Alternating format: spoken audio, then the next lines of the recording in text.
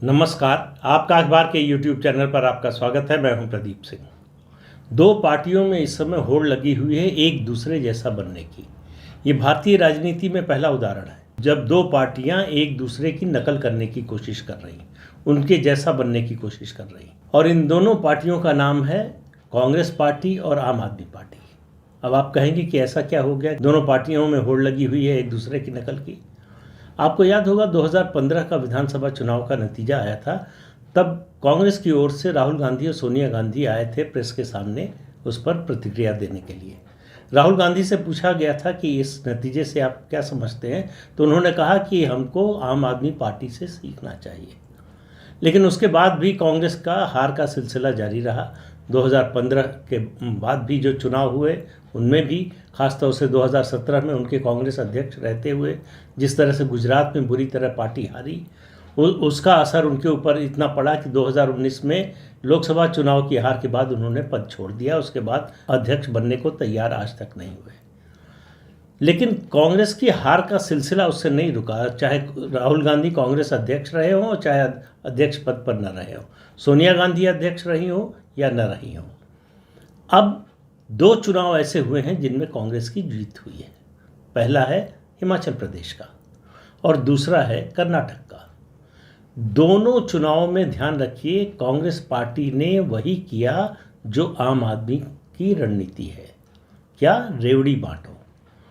क्या होगा स्टेट के बजट का, क्या होगा स्टेट के फाइनेंसेस का, स्टेट की वित्तीय हालत कैसी है, वो इस बोझ को उठाने के लायक है या नहीं, उसके बाद हम इसको पूरा कर पाएंगे कि नहीं, इस सब से कोई मतलब नहीं है। वादा करो, बड़े बड़े वादे करो और मुफ्त देने का वादा करो और उसके आधार पर वोट लो।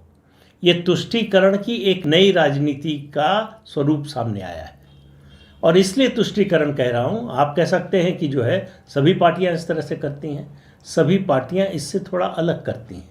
वो थोड़ा इस बात का ध्यान रखती हैं कि स्टेट फाइनेंस पर क्या असर होगा, और सबसे बड़ी बात जिनका ध्यान रखा जाता है कि हम सत्ता में आए तो इसको लागू कर सकते हैं कि नहीं लागू कर सकते।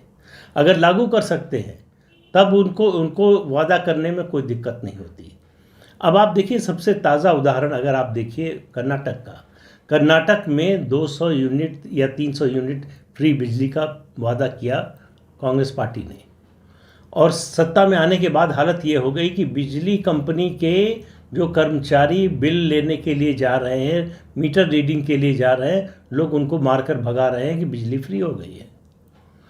और राज्य सरकार ने एक सर्कुलर जारी किया है, एक दिशा निर्देश जारी किया, बल्कि कहें कि एक आदेश जारी किया है जिसमें क्राइटेरिया तय किया गया। 10 क्राइटेरिया तय किए गए कि ये होगा। अगर इस क्राइटेरिया को जो पूरा करते हैं उन्हीं को मुफ्त बिजली मिलेगी।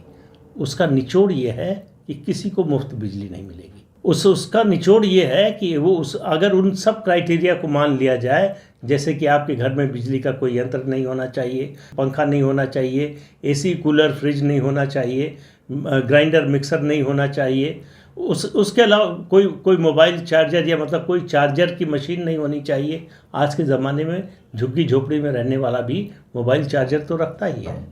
तो ऐसे 10 चीज़ें कही गई हैं। उनका मतलब ये है कि जो ये 10 चीज़ें नहीं रखता है, आप मान कर चलिए कि उसके घर में बिजली का कनेक्शन नहीं है।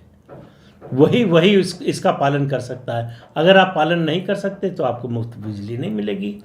तो मुफ्त बिजली का नारा सत्ता में आने के हफ्ते भर के अंदर हवा हो गया। अब इससे आप अंदाज़ा लगाइए कि पार्टियां किस हद तक चली गई हैं रेवड़ी बांटने की। ये रेवड़ी बांटने का कल्चर शुरू किया आम आदमी पार्टी ने। दिल्ली में इसी तरह से मुफ्त बिजली पानी का वादा करके आम आदमी पार्टी सत्ता में आई, और ऐसे ही वादे करके पंजाब में आई।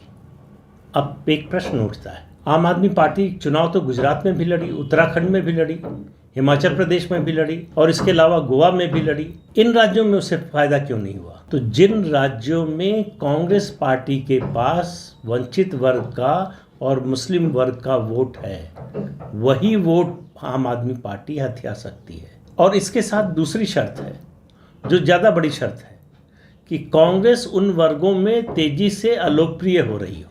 तो उत्तराखंड में ऐसा नहीं था, हिमाचल में ऐसा नहीं था, गोवा में ऐसा नहीं था, गुजरात में ऐसा नहीं था, इसलिए आम आदमी पार्टी को उतनी सफलता नहीं मिली, बल्कि कहीं गुजरात के अलावा कहीं कोई सफलता बड़ी मिली ही नहीं। गोवा में उसका शायद एक विधायक जीता है। लेकिन अगर आप 3 राज्यों को देखें जहां आम आदमी पार्टी को थोड़ी चुनावी कामयाबी मिली है, दिल्ली, पंजाब और गुजरात, 2 राज्यों में तो सरकार ही है, दिल्ली, पंजाब। दिल्ली में आम आदमी पार्टी के पास जो वोट है उसका 67% कांग्रेस पार्टी से आया है। पंजाब और गुजरात में जो वोट मिला है आम आदमी पार्टी को, उसका 85% कांग्रेस से आया है। तो इससे आप अंदाज़ा लगा लें कि कांग्रेस का वोट कितनी तेज़ी से खिसका है अगर, तो वो गया है आम आदमी पार्टी के पास। मुझे नहीं लगता कि कोई भी रीजनल पार्टी इतने बड़े पैमाने पर कांग्रेस का वोट लेकर सत्ता में आई होगी। कोई एक आध अपवाद हो तो मुझे याद नहीं है, लेकिन मुझे इस समय कम से कम याद नहीं आ रहा है कि कोई ऐसी पार्टी हो कि कांग्रेस का इस तरह से सफाया करके जो है सत्ता में आई हो। तो आम आदमी पार्टी चाहती क्या है? आम आदमी पार्टी चाहती है नई कांग्रेस बनना। तो नई कांग्रेस बनने के लिए कांग्रेस के दूसरे गुण भी अपनाने पड़ेंगे। तो उन दूसरे गुणों में एक गुण है भ्रष्टाचार का। तो आम आदमी पार्टी ने बहुत तेजी से, कांग्रेस को भ्रष्टाचार की इस सीमा तक पहुंचने में कई दशक लगे। आम आदमी पार्टी को लगा कि इतना समय इंतजार करने के लिए है नहीं उसके पास। तो आम आदमी पार्टी ने कम समय में ज़्यादा सफलता हासिल कर ली। उसके 2 मंत्री, पूर्व मंत्री अब जेल में हैं। और कौन कौन जाएगा, कब चला जाएगा, कोई भरोसा नहीं। मुख्यमंत्री का भी नंबर आ जाए तो कोई आश्चर्य नहीं। जिस तरह से जांच आगे बढ़ रही है उसमें ये बात मतलब अब संभावना के दायरे में आ गई है। ये बात मैं कई बार कह चुका हूँ, फिर कह रहा हूँ कि अरविंद केजरीवाल का जेल जाना संभावना के दायरे में है। तो कांग्रेस पार्टी से ये सब सीखा आम आदमी पार्टी ने। और कांग्रेस ने क्या सीखा? रेवड़ी का कल्चर। उसको लगा कि उसकी जो तुष्टीकरण की नीति है, मुस्लिम तुष्टीकरण की, उसमें एक नया तुष्टीकरण, आर्थिक तुष्टीकरण जोड़ा जाए, या कहें रेवड़ी कल्चर जोड़ा जाए। इन दोनों को मिलाकर जो कॉम्बिनेशन बनता है वो श्योर शॉट विनिंग कॉम्बिनेशन बन सकता है, कुछ और परिस्थितियां अगर उसके हक में हों, जो कर्नाटक में हुआ। मुस्लिम वोटों का ध्रुवीकरण और कांग्रेस के जो 5 निश्चय या जो 5 जो है वादे थे, उनका असर सबसे ज़्यादा, इन 5 वादों का असर हुआ महिलाओं पर, महिला मतदाताओं पर, क्योंकि ये टारगेट किया गया था उन्हीं को। और कांग्रेस चूंकि उस कर्नाटक में इस स्थिति में थी कि उसको एंटी इनकम्बेंसी का फ़ायदा मिल रहा था, उसकी सिंपैथी मिल रही थी, इसलिए इन दोनों चीज़ों का असर ज़्यादा हुआ।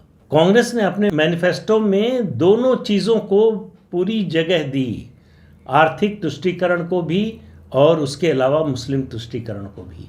मुस्लिम तुष्टीकरण के लिए उसका एक ही मुद्दा जो है वो सबसे ज़्यादा प्रभावी हुआ, वो है पीएफआई और बजरंग दल की तुलना करना और बजरंग दल पर बैन लगाने की घोषणा करना। उसकी वजह से मुसलमान पूरी तरह से कांग्रेस पार्टी के साथ हो गया।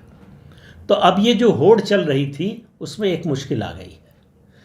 इस होड़ में कांग्रेस पार्टी को फ़ायदा होता हुआ दिख रहा है फिलहाल, और आम आदमी पार्टी को नुकसान होता हुआ दिख रहा है। क्योंकि अगर जिस तरह से हिमाचल और कर्नाटक कांग्रेस जीती है, उस जीत के बाद उसका जो जनाधार है उसमें और टूट की आशंका कम होती जा रही है। और कांग्रेस के जनाधार में टूट की आशंका कम होने का मतलब, सीधा मतलब है आम आदमी पार्टी को नुकसान। या इसको दूसरे रूप में कह सकते हैं, कांग्रेस के जनाधार में कमी की आशंका कम होने का मतलब है आम आदमी पार्टी की राष्ट्रीय राजनीति की जो महत्वाकांक्षा है, या राष्ट्रीय राजनीतिक दल बनने की जो महत्वाकांक्षा है, या कहें मल्टी स्टेट और सार्वदेशिक पार्टी बनने की जो महत्वाकांक्षा है अरविंद केजरीवाल की, उस पर घड़ों पानी डालना, यानी उस पर तुषारपात।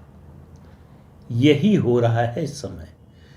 अरविंद केजरीवाल जो नई कांग्रेस बनना चाहते थे, आज कांग्रेस के दरवाजे पर खड़े हैं समर्थन के लिए। दिल्ली में सर्विसेज के मामले में जो अध्यादेश आया है वो संसद से पास न होने पाए, इसे रोकने के लिए अरविंद केजरीवाल को कांग्रेस से मदद लेने में कोई एतराज नहीं है।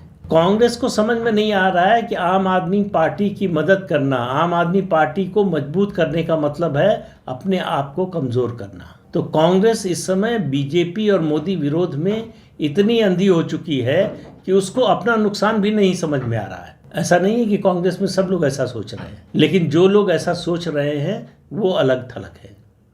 उनकी कोई सुनवाई नहीं है। जिनकी सुनवाई है उनको लगता है कि जो भी मोदी का विरोध कर रहा हो, जो भी बीजेपी का विरोध कर रहा हो, उसके साथ खड़े हो जाओ। यही कारण है कि आज़ादी के आंदोलन की वाहक, मैं बार बार इस बात को कहता हूँ, आज़ादी के आंदोलन की वाहक कांग्रेस पार्टी नए संसद भवन के लोकार्पण का विरोध कर रही है। एक राष्ट्रीय पार्टी के लिए ये बात अकल्पनीय होनी चाहिए थी, लेकिन कांग्रेस पार्टी इस विरोध की अगुवाई कर रही है। उसको समझ में नहीं आ रहा है कि होने क्या जा रहा है, उसका असर क्या होगा, उसका कितना दूरगामी असर होने वाला है, उसका देश के मानस पर, इस देश की संस्कृति पर, इस देश की सभ्यता पर क्या असर होगा और क्या उससे संबंध है, ये समझने में कांग्रेस नाकाम है। उसको लग रहा है कि उसे एक मुद्दा मिल गया है मोदी के खिलाफ कि ये आदिवासी प्रधानमंत्री का अपमान है और इससे उसको जो है आदिवासी वोट मिल जाएंगे। कांग्रेस की ये गलतफहमी बहुत जल्दी दूर होने वाली है। संसद के नए भवन के लोकार्पण का विरोध जो भी पार्टियां कर रही हैं, भले ही इस समय लग रहा हो कि इसका वोट से कोई नाता नहीं है, लेकिन आप मान कर चलिए इसका वोट से बड़ा गहरा नाता है। ये ऐसा मुद्दा है जो लोगों के मन मस्तिष्क पर दर्ज हो जाता है।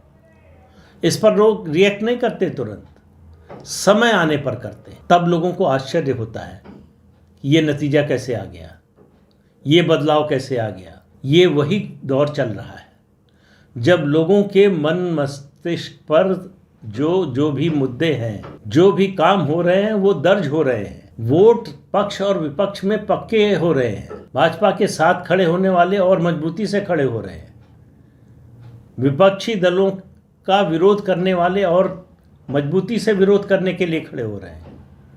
ये बात पूरे विपक्ष को क्यों नहीं समझ में आ रही है? वो कहते हैं कि सावन के अंधे को हर तरफ हरा नज़र आता है, तो इसलिए विपक्ष को लग रहा है कि अब मोदी के जाने का समय आ गया है। क्यों आ गया है? क्योंकि उनके 10 साल होने जा रहे हैं। 2024 में 10 साल हो जाएंगे, एंटी इनकम्बेंसी होगी, लोग हमको चुन लेंगे और हम सत्ता में आ जाएंगे।